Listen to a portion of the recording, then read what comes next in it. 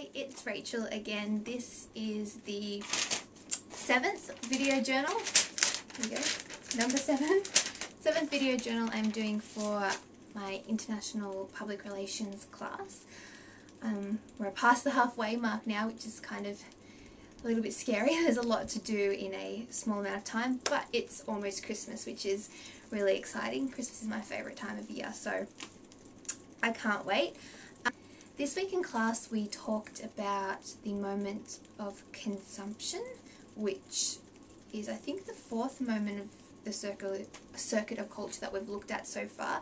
And for me it's the most interesting. After sort of going through and reading the textbook and looking at the 5 different moments, for me consumption, for some reason it was interesting. I liked the way it talked about how the public and just people in general are their own meaning makers, and it sort of starts the cycle again, because as a PR person you hope to produce meaning in messages and the other things that you produce for a public relations campaign, but then as your target publics consume that information, they then create their own meaning. It sort of goes on. I guess I don't know, I just found it really interesting the way that you can set out to do something and then someone else can just take it a totally different way and create a totally different meaning from it, and yeah, in the end you've got something totally different that you weren't expected for, which I think definitely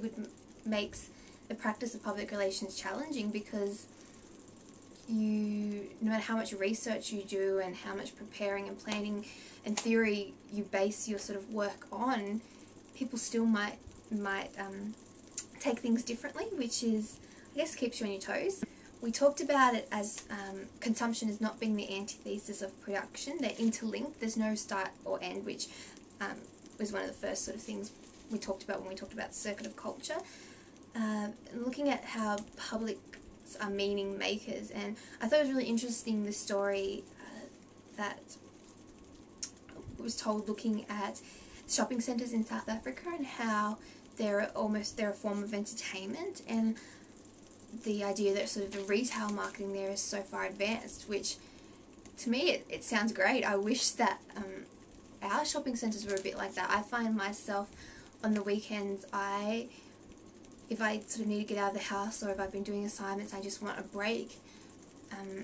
It may be that I just go, if my friends are busy, or I'd only have a small amount of time and can't really organise something, just ducking down to the Plaza, or Westfield Penrith, which is the local shopping centre. I find that something to do, and I don't always buy stuff. I might just walk around and window shop, I may run into my friends, or I may go to the movies, or I may just go and have a coffee. But for me it's almost, I guess, in a way a form of entertainment. I don't just go there because I have to buy things, which I know for a lot of people that is what they do at shopping centres, and that's why we don't sort of have necessarily the forms of entertainment that are there like what was described in South African shopping centres. But I did think that was interesting, the way that the meaning they take away from a shopping centre is very different to what we sort of take away, I guess, in the more Western world. We also looked at War of the Worlds and the fake Mars attack that was broadcasted on radio. I didn't actually realise that's exactly how the story started. For me, we have like a 2-disc CD at home that sort of was the first thing I'd ever sort of seen like that, and it told a story, but it had songs and music, and it was something that my parents had that I think I listened to a couple of times when I was younger. And when the movie came out, I thought, oh, clearly this is a story that had come from, well, something that I'd already heard obviously in the CD, and they just sort of turned it into the movie. I didn't realise that it was actually done that way, and it's sort of amazing the power of the media. And I don't know if in this day and age we'd believe a Mars attack, but I think certainly if someone was to announce on radio that there'd been a nuclear explosion or something like that had happened, I honestly think that even though we are a bit more savvy, that we would believe it, because while you don't necessarily believe everything you see and hear in the media, I do think that something like that, you wouldn't expect people to, the way we consume the media, we don't expect it to be that fake. We see, if something was broadcasted as news, a lot of people take the news as being the truth. We don't necessarily question it as much as we should, or as much as someone with a postmodernist view might. So I definitely think that they still have that power. I think that these days we are definitely a lot more savvy, and we may just sort of discover that things are fake eventually, but I think that we initially believe what is being said. So that's, I guess that's my take on it. I like to think that I question things, but at the same time, it's more things that are in my sort of general world sphere, the close things that are close to me, things that are sort of reported on the news that might occur in a different country.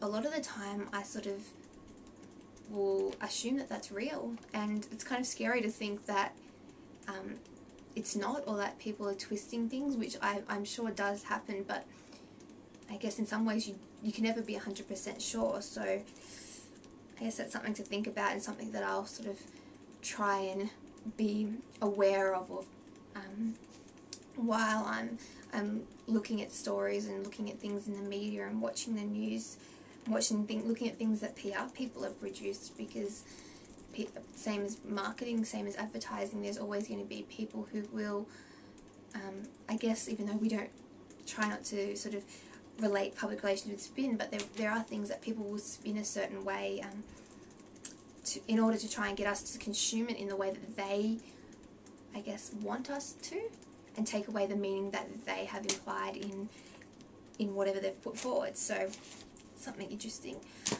Talked about the need for ethnographic research and how it's necessary to become part of the public to understand how they're going to consume the message. And to me, that makes total logical sense. So I don't know why it sort of takes someone out of the blue to say something like that, or why it's not done as much as it is, or why we're not taught that, because it makes perfect sense that in order to understand how someone's going to understand a message, it makes sense to have to understand them. I found sort of across the course that a lot of the things that are said make real sort of logical sense. So it's kind of funny to me the way we talk about how there's sort of a postmodernist view, and how it's not necessarily the way people who are sort of scientific and have that more modern classical view, why they don't sort of see things the same way. And to me it seems sort of odd, because a lot of these points seem so logical. So I don't know, that's just something I've sort of noticed over the course. I also liked the idea we talked about, how instead of just diffusing the issues, you have to sort of get them out and discuss them, and I can see how that's relevant in sort of all aspects of life. Yeah, it's very, I guess in some ways it is very easy to just tamp something down or put a blanket over the fire, but in the end those things tend to always pop back up. All these little issues, if you sort of put them out, I can see why it's probably a lot better and a lot healthier to talk about things rather than and discuss why they're an issue. And I figure that'd be an easier way to overcome it, rather than just sort of treating the symptoms. Actually look at the issue. And in the text they talked a lot about the need for environmental scanning throughout the entire process of your public relations campaign, rather than just sort of in an issues management sense. And I've taken the issues management course at uni, and I've done other PR classes, and a lot of the time this idea of environmental scanning really comes up as closely linked to the idea of issues management. But it makes sense that in order to really understand whether the public is understanding the message that you're trying to put forward, and to make sure that these relationships are being built and working, and then there's no other problems, it makes sense to continually check that, rather than leaving it until there is an issue that comes up and then sort of trying to see what people think about it. It makes sense to keep on going, keep on checking things. And I know when we're talking about our group assignment, I mentioned a point of, as part of our strategy, include points where we sort of continually check how people are receiving the messages that we put forward, because especially in another country where no matter how much research you do, you're probably never going to truly understand their culture because you don't sort of live it yourself or haven't had enough time. Time's of the essence, and I guess sometimes there's just not a way to fully understand something that's been developing for thousands or hundreds or many years. So I think that's very important, and again, it's sort of something that's logical, and it's a shame that people sort of don't include that in their public relations efforts. I think that to me that was one thing that really stood out in the whole chapter, was this idea of environmental scanning and not having it sort of segmented with issues management, but rather just have it as part of the entire PR effort. So I think that's pretty much it that I wanted to talk about. We talked about we sort of talked about how power still comes into play in this sense, and also the influence of technology. And I think one point we sort of talked about was that you can't go back to ignorance. So after you sort of learnt something, there's no way to sort of go back to where you were.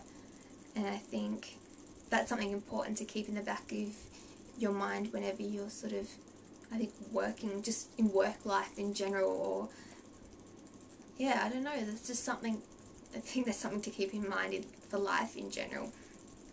But yeah, I think that's pretty much it. I do have the notes here, but I don't really want to replay them, obviously, because we've talked about them.